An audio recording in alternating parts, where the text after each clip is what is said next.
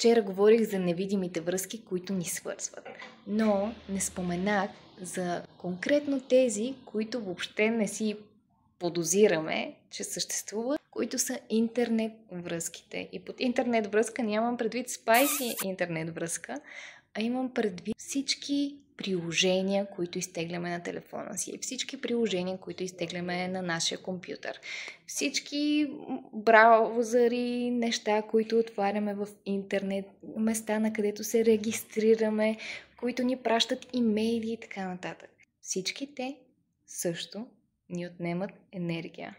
И пак трябва да сме осъзнати за това и, разбира се, да поизчистим тези неща. И пробвайте, със сигурност сте го усещали. Ако изчистите, примерно, имейла си от всичките ненужни спамове, колко по-добре се чувства човек, колко му олеква.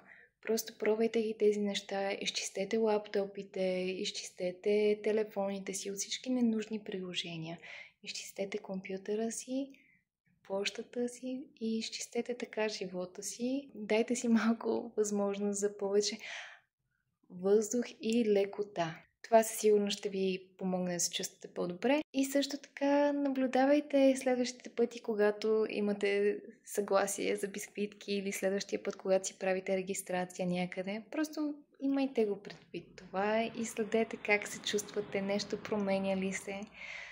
И така. Чао, всичко прекрасно! Напишете ми и тук дали искате да ви споделя това видео за контрол на енергийния поток. Чао!